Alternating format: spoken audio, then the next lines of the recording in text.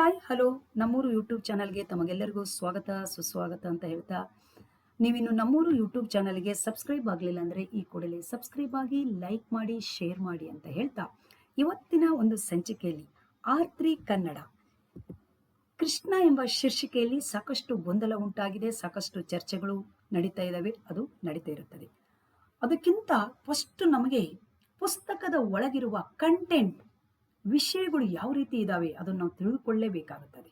ಒಂದು ಪುಸ್ತಕ ಮಕ್ಕಳ ಕೈ ಸೇರ್ತಾ ಇದೆ ಅಂದರೆ ಅದು ಯಾವ ರೀತಿ ಇದೆ ಅಂತ ನಮಗೆಲ್ಲರಿಗೂ ಕುತೂಹಲ, ಕ್ಯೂರಿಯಾಸಿಟಿ ಇರುತ್ತದೆ, ನಾವು ಅದನ್ನು ತಿಳಿದುಕೊಳ್ಳಬೇಕು. ನಾನು ಫಸ್ಟ್ ಅಧ್ಯಯನಕ್ಕೆ ಹೋಗುವುದಕ್ಕಿಂತ ಪೂರ್ವದಲ್ಲಿ ನನಗೆ ಒಂದು ಇಲ್ಲಿ ನಾನು ನೋಡ್ತಾ ಹೋದಾಗ, ಪ್ರತಿ ಪಾಠಗಳನ್ನು ನಾನು ಅಬ್ಸರ್ವ್ ಮಾಡ್ತಾ ಹೋದಾಗ ಅಲ್ಲಿ ನೋಡಿ ಏನಿದೆ ಅಂದರೆ, ಪ್ರತಿ ಪಾಠದಲ್ಲಿರುವ ನೀವು ನೀಡಿರುವ ಶಿಕ್ಷಕರ ಮಾರ್ಗಸೂಚಿಗಳು, ಈ ವಾಕ್ಯದಲ್ಲಿರುವ ಭಾಷೆಯ ಬಳಕೆಯನ್ನು ನೀವು ಮತ್ತೊಮ್ಮೆ ಪರಿಶೀಲಿಸಿಕೊಳ್ಳುವುದು ಉತ್ತಮ. ಯಾಕಂದ್ರೆ ಈ ವಾಕ್ಯ ಪ್ರಯೋಗದಲ್ಲಿ ಸಾಕಷ್ಟು ವಾಕ್ಯಗಳಿದ್ದಾವೆ, ಈ ವಾಕ್ಯ ಪ್ರಭೇದದಲ್ಲಿ ಸಾಕಷ್ಟು ವಾಕ್ಯಗಳಿದ್ದಾವೆ. ಯಾಕಂದರೆ ನಾನೇ ಯೂಟ್ಯೂಬ್ ಚಾನಲಲ್ಲಿ ಒಂದು 14 ವಾಕ್ಯ ಪ್ರಭೇದಗಳನ್ನು ಮಾಡಿದ್ದೇನೆ.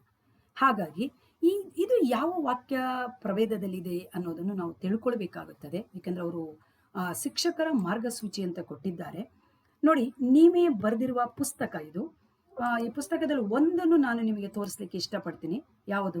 ಘಟಕ 2, ಪೇಜ್ ನಂಬರು 29, ಶಿಕ್ಷಕರಿಗೆ ಮಾರ್ಗಸೂಚಿಗಳು. ಇಲ್ಲಿ ನೋಡಿ, ನೀವು ನೋಡ್ಬೋದು, ಶಿಕ್ಷಕರಿಗೆ ಮಾರ್ಗಸೂಚಿಗಳು. ಇದನ್ನ ಮತ್ತೊಮ್ಮೆ ನೀವು ಪರಿಶೀಲಿಸಿ ಅಂತ ನಾನು ಹೇಳ್ತಾ ಇದ್ದೀನಿ.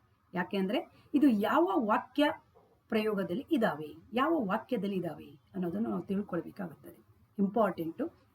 ಹಾಗಾಗಿ ನಾನು ಮುಂದಿನ ವಿಡಿಯೋದಲ್ಲಿ ಅಧ್ಯಯನ 1ಕ್ಕೆ ಬರ್ತೀನಿ, ಅಲ್ಲಿರುವಂತ ವಿಷಯಗಳ ಬಗ್ಗೆ ನಾನು ತಿಳಿಸ್ಕೊಡ್ತೀನಿ ಅಂತ ಹೇಳ್ತಾ, ಅಲ್ಲಿವರೆಗೂ ನೀವೆಲ್ಲರೂ ಈ ವಿಡಿಯೋವನ್ನು ನೋಡ್ತಾ ಇರಿ, ಆದಷ್ಟು ಶೇರ್ ಮಾಡ್ತಾ ಇರಿ, ಲೈಕ್ ಮಾಡಿ, ಶೇರ್ ಮಾಡಿ, ಸಬ್ಸ್ಕ್ರೈಬ್ ಮಾಡಿ ಅಂತ ಹೇಳ್ತಾ, ನಮಸ್ಕಾರ, ಧನ್ಯವಾದಗಳು, ಥ್ಯಾಂಕ್ ಯು, ಬಾಯ್ ಬಾಯ್.